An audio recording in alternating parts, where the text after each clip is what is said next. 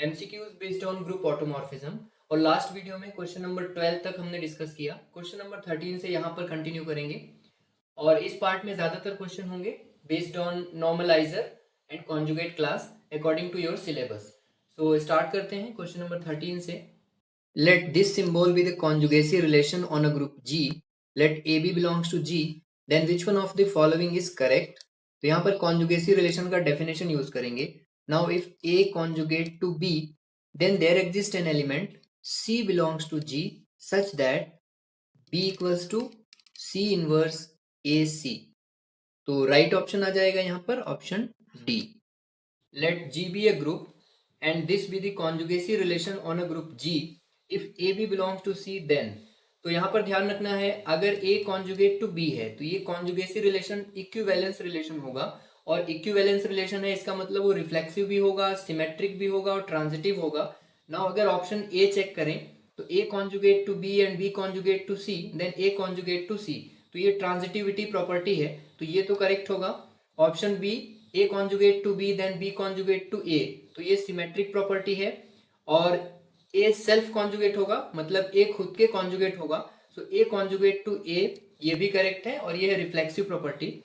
सो यहाँ पर सभी ऑप्शंस करेक्ट आएंगे। सो option D, let G be a group and A belongs to G if CA is conjugate class of A then। तो यहाँ पर conjugate class का डेफिनेशन है, G अगर कोई ग्रुप है, हमने उसका एक एलिमेंट A लिया, तो A का जो कॉन्जुगेट क्लास है वो क्या होगा, तो वो सेट होगा उन सभी एलिमेंट्स का which are conjugate to A।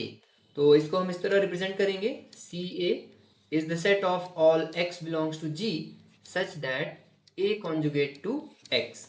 In other words इसको इस तरह भी लिख सकते हैं, x belongs to g such that x inverse ax। So option D is correct. Let g be a group and a belongs to g if na is normaliser of a in g, then now normaliser of a, तो ये set होगा उन सभी elements का जो a के साथ commute करेंगे, right. Suppose b belongs to the normalizer of a, then ये b कम्यूट करेगा a के साथ, इसका मतलब है A B equals to B A होगा, राइट। तो नॉर्मलाइजर उन सभी एलिमेंट्स का सेट होगा जो a के साथ कम्यूट करेंगे, तो यहाँ पर राइट आंसर आएगा option A. Let G be a group and A belongs to G if Na is normalizer of A in G, then which one of the following is incorrect? Now Na is normalizer of A, so option A है normalizer of A is non-empty। Now normaliser of A क्या है, तो उन सभी elements का set है जो ए के साथ कम्यूट करेंगे। और आइडेंटिटी एलिमेंट एक ऐसा एलिमेंट है जो ग्रुप के सभी मेंबर्स के साथ कम्यूट करता है, तो ये ए के साथ भी कम्यूट करेगा, right. That is A equals to E A. तो इसका मतलब ये हुआ कि नॉर्मलाइजर ऑफ ए में कम से कम एक एलिमेंट ई तो होगा। सो दैट मीन्स जो नॉर्मलाइजर ऑफ ए है वो नॉन एम्प्टी होगा। सो ऑप्शन ए करेक्ट हो जाएगा। ऑप्शन बी में है N A is subset of G, yes normaliser of A is the subset of G. Option C है normaliser of A is subgroup of G, तो ये भी correct है, किसी भी एलिमेंट का नॉर्मलाइजर उस ग्रुप का सब ग्रुप होता है। और ऑप्शन डी में है normaliser of A is normal सब ग्रुप ऑफ जी, तो ऑप्शन डी यहाँ पर करेक्ट नहीं है, राइट। ऐसा जरूरी नहीं है कि वो नॉर्मल सब ग्रुप ही होगा। सो इनकरेक्ट ऑप्शन आएगा option D. Let G be a group and E belongs to G be the identity of G. Let N of E be the normalizer of E in G.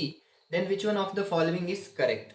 तो बहुत ही simple है, N of E क्या है, ये है normaliser of E। तो इस set में वो सभी एलिमेंट्स आएंगे जो E के साथ कम्यूट करें, और E यहाँ पर आइडेंटिटी एलिमेंट है, और आइडेंटिटी एलिमेंट के साथ ग्रुप के सभी एलिमेंट्स कम्यूट करते हैं, तो इस सेट में ग्रुप के सभी एलिमेंट्स आ जाएंगे, तो ये सेट इक्वल हो जाएगा G के। Now normaliser of E equals to G, तो इन दोनों सेट में सेम नंबर ऑफ एलिमेंट्स हैं, तो इसका मतलब इनका जो ऑर्डर होगा वो भी सेम होगा। So order of normaliser of E equals to order of G, तो करेक्ट ऑप्शन हो जाएगा option D.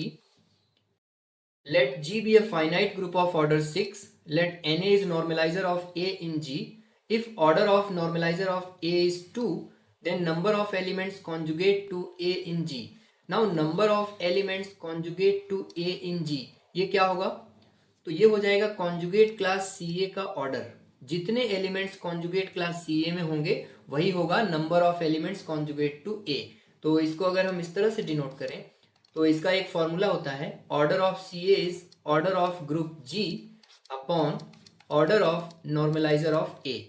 Now order of G यहाँ पर 6 है and order of normaliser of A यहाँ पर 2 है, तो इसे कैंसिल करेंगे, ये हो जाएगा 3।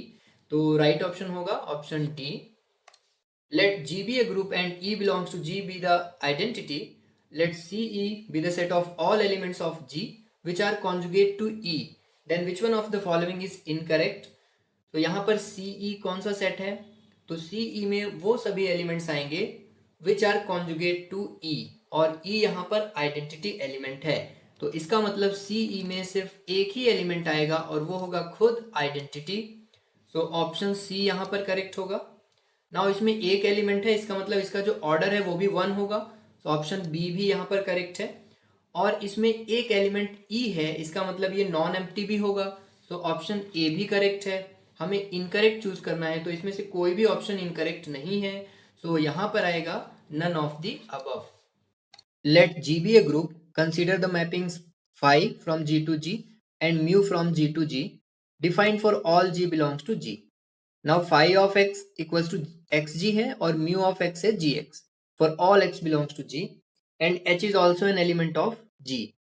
then यहाँ पर हमें चेक करना है जो phi G और mu H है वो इक्वल होगा mu H और phi G के या नहीं। हम ये वाला साइड कंसीडर करेंगे, लेफ्ट साइड।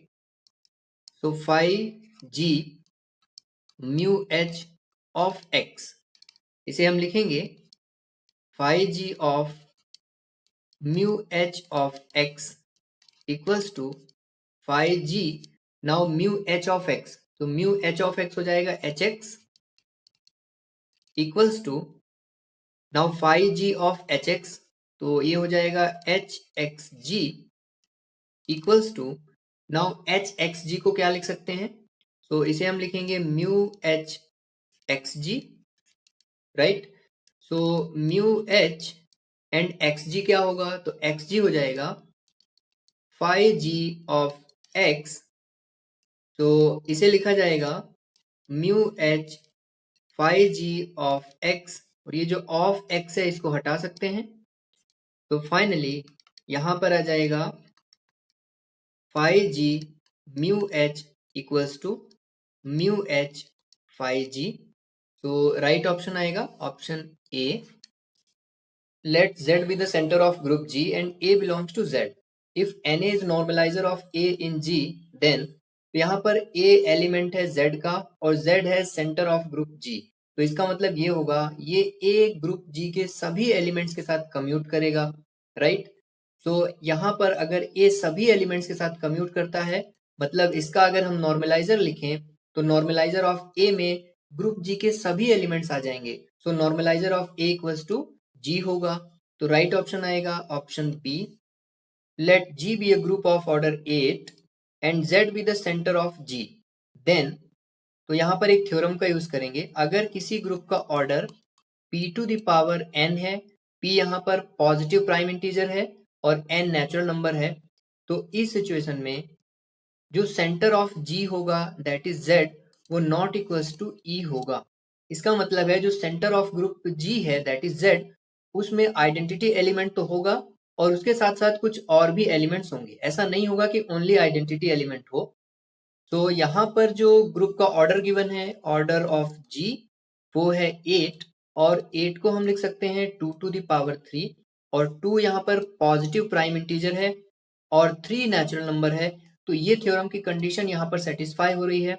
तो इसका मतलब जो इस ग्रुप का सेंटर होगा that is Z not equals to E, so correct option आएगा ऑप्शन बी। तो ये थे कुछ MCQs based on group automorphism, normalizer and conjugacy relation. हमारा नेक्स्ट टॉपिक होगा वेक्टर स्पेस, सो वेक्टर स्पेस को आप लोग रिवाइज कर लें and we will continue in the next one.